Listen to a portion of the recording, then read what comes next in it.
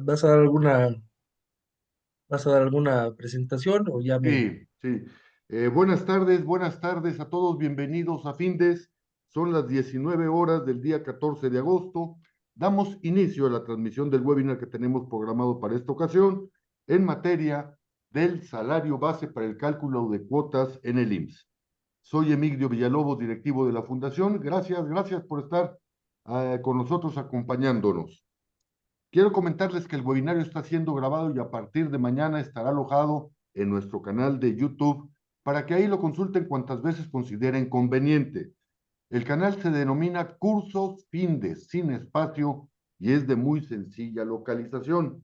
En este canal encontrarán aproximadamente 630 webinarios ya a este momento, todos ellos clasificados en diferentes áreas de interés, tópicos de actualidad en el ámbito de los negocios. Los invitamos, suscríbanse al canal y es de muy sencilla localización. Me acompaña el profesor Miguel Ángel Silva Pedrosa, especialista en la materia.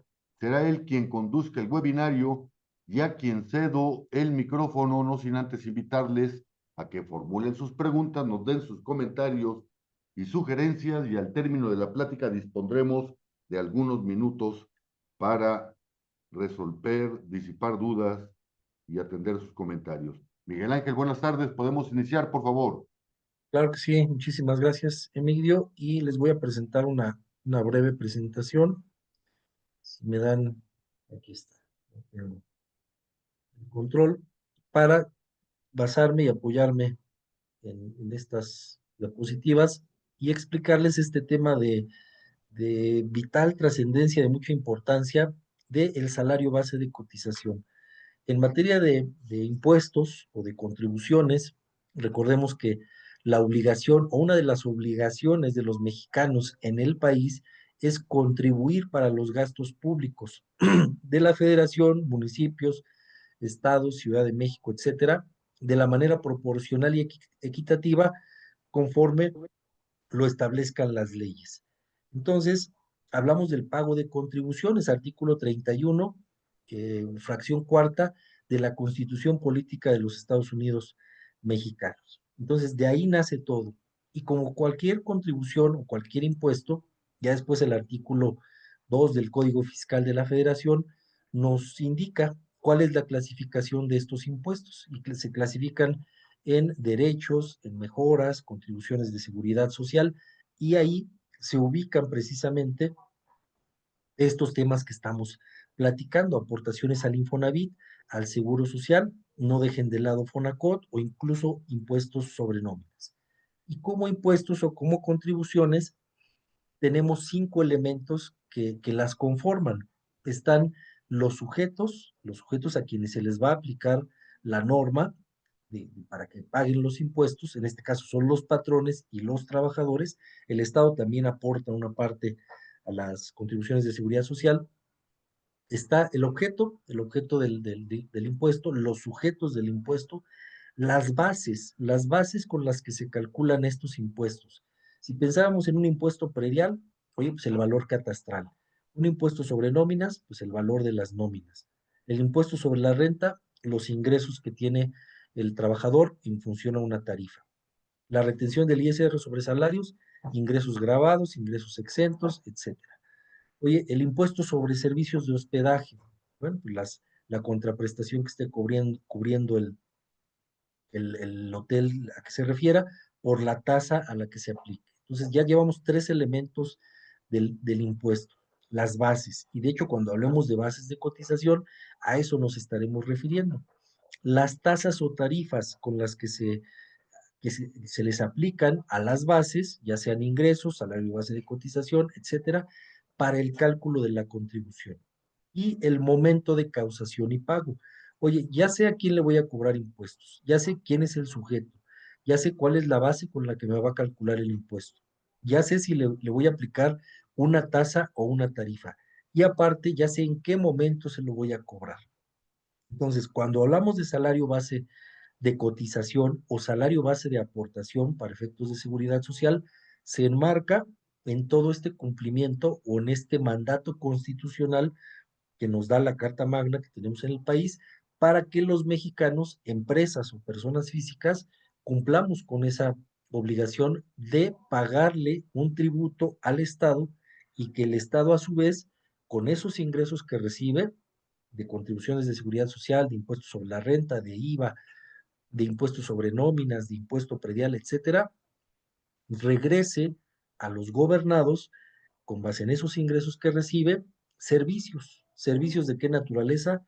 Educación, carretera, iluminación, seguridad, seguridad social, hospitales, médicos, cirujanos, medicamentos, tratamientos, rehabilitación, etcétera. Entonces, así funciona un sistema contributivo, no solo en el país, en cualquier parte del mundo, hablando de un esquema de pago de impuestos, así funciona. Los gobernados pagan un tributo a la hacienda pública y a su vez el Estado regresa con esos recursos que cobró servicios para los ciudadanos, para las personas. En este caso hablamos de servicios de seguridad social. Entonces, los hospitales que conocemos del Seguro Social, las casas que construye ahora Infonavit o que tienen derecho los trabajadores por un igual mandato constitucional, todo eso, ¿de dónde salen los recursos para que haya hospitales, para que haya medicamentos, para que haya clínicas, para que se paguen las nóminas de las enfermeras, de los médicos? Bueno, pues de las contribuciones de seguridad social que pagan los empresarios, pero que también pagan los trabajadores. Entonces, ¿con base en qué pagan esa contribución de seguridad social? Pues con el salario base de cotización. Si se dan cuenta, aquí hay una lista de obligaciones que tienen los empresarios para con los institutos de seguridad social, pero hay una en particular, la determinación de ese salario base de cotización. ¿Para qué sirve ese salario base de cotización? Bueno, tiene diferentes aplicaciones. Una de ellas, pues para el cálculo de la contribución. ¿Y cómo se calculan los riesgos de trabajo o la cuota de riesgos de trabajo? Pues con ese salario base de cotización. En el recibo de nóminas, en la parte de deducciones, está el ISR, ¿no?, que pagamos por los ingresos que recibimos, pero también hay una cuota de seguridad social. Esa cuota, ¿cómo nos la descuentan o cómo llegamos a ese importe y saber si es más o si es menos? O a veces cambia, a veces me descuentan más, a veces me descuentan menos. ¿En función de qué va? Y ese es el primer renglón, la retención que nos hacen, lo que nosotros pagamos por concepto de seguridad social, con base en qué se calcula con el salario base de cotización, aplicado a los porcentajes que nos corresponde pagar como trabajadores. Oye, ¿el patrón con qué paga la parte que le corresponde, la parte patronal? Con ese mismo salario base de cotización. Entonces, se calculan las cuotas obrero-patronales. La seguridad social va en tres vertientes, es una aportación tripartita. Aporta el patrón, aporta el trabajador y aporta el Estado. El Estado no aporta con el mismo salario base de cotización. Ellos tienen una cuota, un porcentaje, ya en particular, que aportan a la seguridad social. Bien, ¿qué pasa si se incapacita el trabajador? Deja de recibir nóminas, el patrón no le paga nóminas, no está pagando, perdón, no está prestando el servicio, entonces, ¿de dónde voy a obtener un ingreso mientras esté de incapacidad? Ah, pues en términos de la ley del Seguro Social, vamos a recibir un subsidio por la incapacidad, por lo que nos haya sucedido, un riesgo de trabajo, una enfermedad general o un periodo de incapacidad por maternidad. ¿Cómo se va a calcular ese subsidio? No es un salario, es un subsidio que nos está dando el instituto a través de esa suspensión de la temporal de la relación de trabajo. ¿Con qué calcula ese subsidio? Con el salario base de cotización que tenga registrado el trabajador ante el instituto al momento de que se incapacita. Y queremos un crédito de vivienda, es un derecho constitucional, ya después la ley en la materia también nos da requisitos para obtener ese crédito. ¿Por qué Infonavit nos puede prestar más o menos? Nos puede dar una línea de crédito mayor o menor en función de que varios factores, pero los principales es cuánto tendremos ahorrado en la subcuenta de vivienda y la otra, nuestra capacidad de pago, ¿no? Si nosotros queremos tramitar un crédito automotriz, un crédito eh, eh, para tramitar una tarjeta de crédito, una tarjeta de servicios, Entonces, ¿qué tendríamos que hacer? Demostrar nuestra capacidad de pago. ¿Cómo la demostramos? Pues con recibos de nómina, declaraciones anuales de impuestos sobre la renta, qué sé yo. En función de eso, Infonavit nos va a prestar para tener un crédito de vivienda. ¿Qué información va a tener Infonavit para darnos ese crédito de vivienda? El salario base de cotización. Bueno, ellos le llaman salario base de aportación. Oigan, pero hay otro actor que también toma en cuenta nuestros ingresos. No queremos un crédito de vivienda, queremos un crédito al consumo. ¿Consumo como de qué? Oye, pues un electrodoméstico, a lo mejor una sala o a lo mejor algún accesorio que necesitamos para la casa, que no va a ser un crédito ni tan a largo plazo, ni un crédito con una línea tan amplia como nos la presta Infonavit. Es un bien mueble, no es un bien inmueble. ¿Qué fotografía tiene Fonacot para que nos preste una cantidad de dinero, o incluso puede ser dinero también en efectivo, y que nosotros le paguemos ese crédito que nos está dando? Pues nuestra capacidad de pago. ¿Cómo mide nuestra capacidad de pago? Con el salario que tenemos registrado ante el Seguro Social. Oye, ya voy a cumplir la edad para pensionarme. ¿Qué requisitos debo reunir? ¿Cómo se va a calcular mi pensión? Pues habría que ubicar si somos ley 73, ley 97. Un factor importantísimo para quien se pensiona por ley 73 es su historia laboral. Y con la historia laboral, el salario base de cotización que tuvo a lo largo de toda su trayectoria, pero también en el promedio que tuvo los últimos 5 años, si son ley 73. Si son ley 97, ahorita vemos cómo se calcula. Entonces, vean la trascendencia, la importancia de conocer cómo se determina, cómo se debe calcular correctamente el salario base de cotización. Me voy a pensionar, es importantísimo el histórico o cómo hayamos cotizado a la seguridad social. Las aportaciones a la FORE, les platicaba hace ratito. ¿Cómo se calculan las aportaciones que hacen las empresas para que un trabajador tenga crédito de vivienda? Con el salario base de cotización. Oye, y lo que tengo registrado en la FORE, si soy la 97, y con eso me voy a retirar, ¿cómo se calcula? Con ese mismo salario base de cotización. ¿Con qué porcentajes? Los que ya están establecidos en la ley. Entonces, ¿por qué tengo más o menos ahorro en la FORE? Bueno, pues porque tu salario base de cotización va cambiando y en función de esos cambios van siendo las aportaciones, ¿no? Aquí llegó una pregunta en el chat y le damos salida con muchísimo gusto. Pregunta Berta, ¿cuántas son las semanas que están pidiendo para cada ley? En el caso de ley 73, Berta, 500 semanas como mínimo, ¿eh? Mientras más semanas tengan en ley 73, evidentemente habrá mayor posibilidad de acceso a una mejor pensión. Para ley 97 va cambiando. Este año se requieren 850 semanas, pero el año que entra 25 semanas más, o sea, 875. Y cada año, para ley 97, aumentan 25 semanas hasta llegar a 1000, pero no quiere decir que se detengan en 1000. Evidentemente, si la persona va teniendo más semanas de cotización, va incidiendo en el monto que va a recibir de pensión. Entonces, vean la importancia del salario base de cotización. Ahora, ¿cómo se calcula ese salario base de cotización? ¿O qué sucedería si la empresa no lo calcula correctamente? Así en términos generales, y en caso de que ustedes decidan tomar aquí una capacitación en Findes para conocer cómo se calcula correctamente en términos de la ley el salario base de cotización, es el salario del trabajador, la cuota nominal que le pagan, la cuota diaria, más conceptos adicionales que está recibiendo la persona. Pueden ser horas extras, vales de despensa, bonos de productividad, premios de puntualidad, compensaciones, gratificaciones, en algunos casos PTU, bonificaciones, comisiones sobre ventas, etcétera, en términos de la ley del Seguro Social y del Infonavit. Entonces, hay ingresos que integran a la base, ingresos que no integran a la base. ¿Cuál es la base mínima para pagar cuotas obrero patronales? El salario mínimo.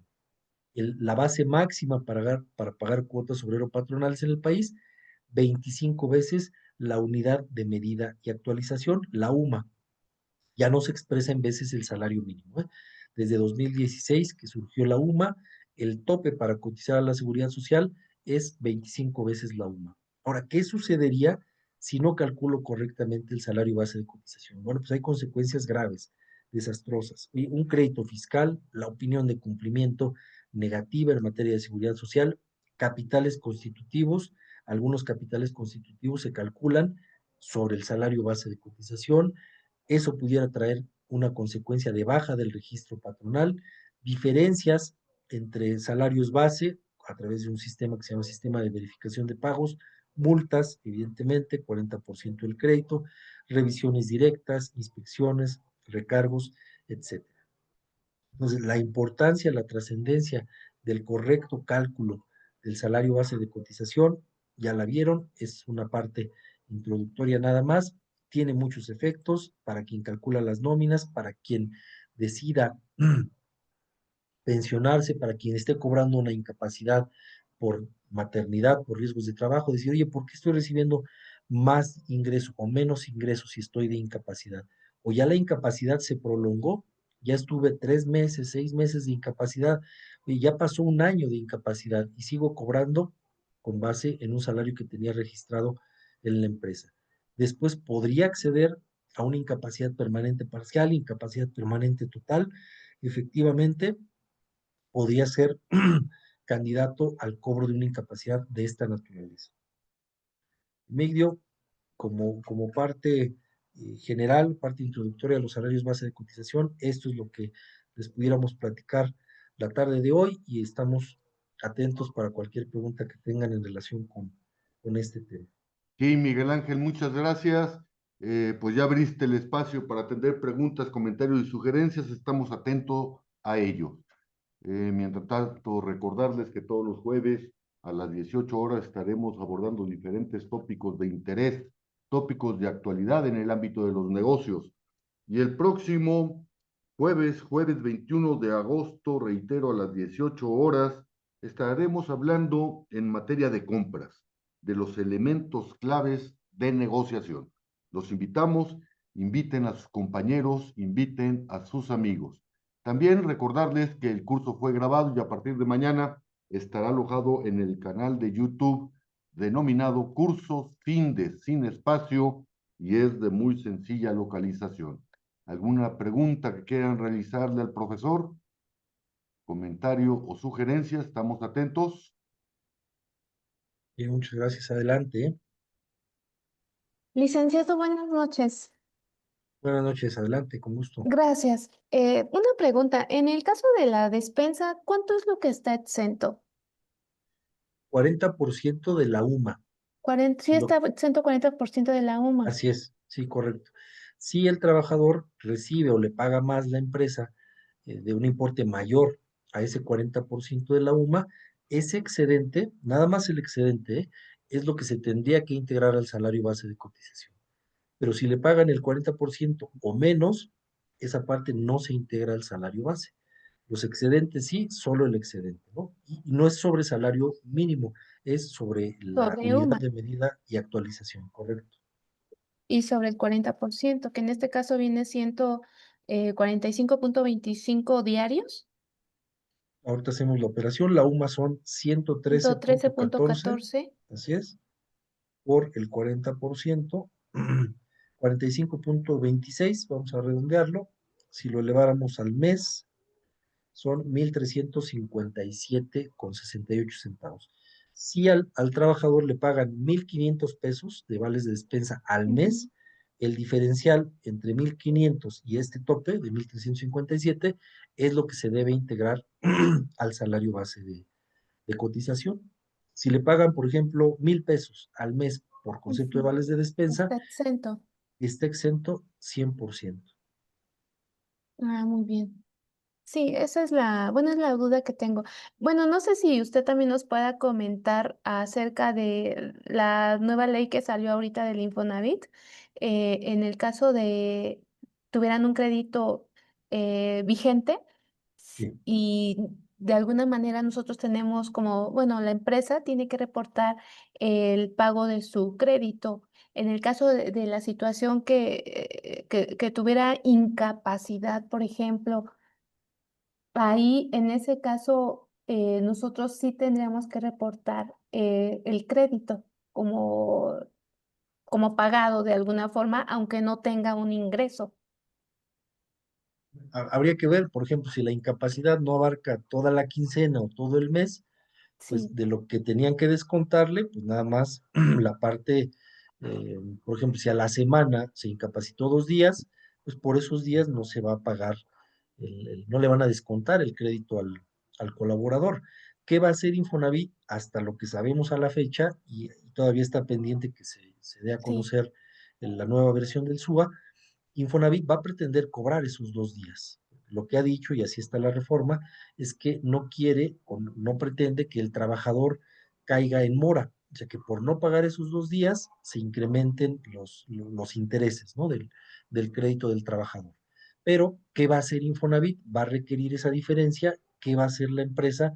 Decir, mira, no le retuve y no se pagaron estos 2 días porque estuvo de incapacidad. Entonces van a entrar a un proceso aclaratorio. Lo que ha dicho Infonavit hasta la fecha es, el trabajador tendría que ir o acercarse al Infonavit para decirle, oye, de esos 2 días que no trabajé, pero que sí recibió un subsidio, pues vengo a pagarte, ¿no? A lo mejor no la totalidad, porque si no, pues me quedaría sin ingreso, pero sí vengo a pagarte ese crédito que no me retuvo el patrón. Ya cuando se trata de incapacidades de más tiempo, por ejemplo, maternidad, 84 días, que son más o menos 3 meses, pues no se le sí. está pagando ningún ingreso a la trabajadora. Entonces, Infonavit, ¿qué va a hacer? Oye, va a pretender cobrar esos 3 meses, por la misma razón, ¿eh? Para que no haya intereses moratorios. Entonces, el patrón va a decir, oye, yo no le retuve porque estuvo 3 meses de incapacidad. Entonces, aquí está la incapacidad, mira, los 84 días, aquí está el folio, yo estoy imposibilitado, empresa, en retenerle. Infonavit va a decir, oye, sí, ¿qué tendría que hacer la colaboradora? Pues acercarse a Infonavit y decirle, oye, pues estuve de incapacidad, por eso es que no te pagué, no quiero que se generen intereses moratorios, ¿qué tendría que hacer para que pues eso no suceda, ¿no? Pero como empresa no están obligados a pagar el crédito que tiene el colaborador con Infonavit. Voy a poner un ejemplo que podría parecer fuera de toda proporción, que el trabajador solicita una tarjeta de crédito y va y paga la despensa, va y se va de vacaciones, paga con la tarjeta. Y como tiene una relación laboral con una empresa, la empresa diría, oye, a ver, pásame tu estado de cuenta de tu tarjeta de crédito, yo lo pago. No, o sea, no hay ninguna ley que lo establezca. La ley de Infonavit sí. Dice, oye, tienes una relación laboral, le retienes el crédito de vivienda, pero el obligado primario y principal, quien compró la casa, es el trabajador. Entonces, él es el que debe pagar el crédito, no la empresa. No lo va a subsidiar, vamos a ponerlo en esos términos, ¿no? Entonces, el obligado sigue siendo el trabajador. Apenas en el mes de julio, en los primeros días, ya salió la nueva versión del SUA. Y bueno, al momento de realizar el cálculo del pago, en el caso del crédito Infonavit, que abarcaba en este caso mayo y junio, no lo marcó como tal que habría que reportar todo en su totalidad, Correcto. únicamente, ajá, porque sí tenía yo personas con incapacidad y únicamente consideró los días que sí laboró y ya Correcto. los días de incapacidad los omitió, porque bueno, con lo de la nueva reforma que apenas se suscitó en febrero, pensé que probablemente la nueva versión pues ya te iba de alguna manera calcular todo lo que abarcaba el bimestre, pero no lo hizo de esa forma, lo sigue manejando de manera normal, como Así es. siempre. Sí, es que hubo una prórroga, Berta, para el Ujú. inicio de la aplicación de esta reforma, de manera que hasta el tercer bimestre, mayo-junio, como comentas, se sigue calculando como lo conocemos. Y la prórroga consistió en eso. El cuarto bimestre, justo este que estamos transcurriendo, julio-agosto, que se paga en septiembre, ya debe tener la modificación. ¿Qué se sabe extraoficialmente de esa nueva versión? Que en lo que haya retenido la empresa en este cuarto bimestre es lo que se va a poner en el SUA. O sea, déjame poner el bimestre de 62 días, ¿no? Tiene julio-agosto. Y vamos a poner 1 peso de retención por cada día de amortización. Entonces, ¿cuánto Sí, tiene que enterar? 62 pesos. Oye, pero así se es. incapacitó 31 días. yo le retuve 31 pesos. Entonces, todo indica que esa nueva versión del SUA va a traer esa opción de decir, oye, ¿cuánto le retuviste al trabajador en este bimestre? Y pues, se incapacitó 31 días, no le retuve 31 pesos. ¿Cuánto sí le retuviste? 31 pesos de un mes que sí trabajó. Ah, bueno, pues eso ponlo en el SUA y eso es lo que estarías pagando. Y después Infonavit, pues ya tendrá que hacer ese cruce contra las incapacidades y decir, oye, ¿por qué me pagaron 31 pesos si yo esperaba 62? Ah, pues es que estuvo de incapacidad. Eso es lo que se sabe hasta el momento, de manera extraoficial, de esa nueva versión del SUA, que tendría que ir correlacionada o en relación con lo que se le retuvo en la nómina al trabajador. Eso es lo que se sabe hasta el momento. Ah, muy bien. O sea, es decir, que hasta el mes de septiembre que calculemos ese bimestre es como vamos a saber si cómo lo va a hacer realmente. Porque, bueno, por ejemplo, ahorita yo tengo una persona que se me incapacitó por riesgo de trabajo y justo empezó en julio. Entonces, ahorita no le he retenido nada, pero sí Así hemos estado revisando como el tema. Y bueno, entonces, ¿qué sucede con esa persona? Que si es así como lo indicó hace un momento, licenciado, que- sí tendremos que reportar julio y agosto en septiembre, aunque esta persona esté incapacitada. así es. Entonces, si no se le ha retenido absolutamente nada, vamos a esperar cómo notifica el Infonavit la emisión bimestral. O sea, la de julio y agosto, que va a estar disponible en septiembre, probablemente o muy probablemente incluya todos los días, ¿no? Porque Infonavit va a decir, yo no sé si está de incapacidad. Entonces, ¿qué voy a cobrar? Todo el bimestre. Pero la versión del SUA, ¿qué va a decir? Pues no le retuve, ¿por qué? Déjame pensar el caso extremo. Estuvo todo el bimestre incapacitado. ¿Cuánto se le retuvo? Cero. Entonces, lo que se reporta en el SUA, ya en la nueva versión, cero. Lo que pretende cobrar Infonavit son los 62 días. Entonces, Infonavit va a dar un periodo de gracia, eso es lo que se sabe hasta el momento, para que ellos internamente digan, ¿por qué no le pagaron, por qué no le retuvieron ni pagaron nada de este trabajador? Porque estuvo de incapacidad. Entonces, no emita una cédula de diferencias. O si la emite, el patrón va a tener la posibilidad, como la tiene hasta ahora, de ingresar el proceso aclaratorio. Ingresando el proceso aclaratorio, Infonavit se tiene que dar a la tarea de manera muy ágil, muy rápida. Extraoficialmente también se sabe que los plazos para los periodos de aclaración tendrán que ser más ágiles, no los 20 días hábiles que tiene ahora Infonavit. Entonces, en cuanto el patrón le diga, como este caso que tienes, estuvo de incapacidad todo el bimestre, aquí tengo todas las incapacidades, Infonavit tiene que reaccionar muy rápido y decir, está bien, no le retuviste, no hay obligación de pago, el trabajador tendría que acercarse a Infonavit para decir, bueno, ¿qué vas a hacer para que no se generen intereses moratorios? Ah, muy bien. Muchas gracias, licenciado. No, Miguel Ángel, muchas gracias. al contrario, Emilio, seguimos a la Bueno, orden. pues siendo las 19 horas con 32 minutos del día 14 de agosto, damos por culminado el desarrollo de este webinario. Muchas gracias, gracias a todos por participar. Hasta luego. Buenas tardes, hasta luego.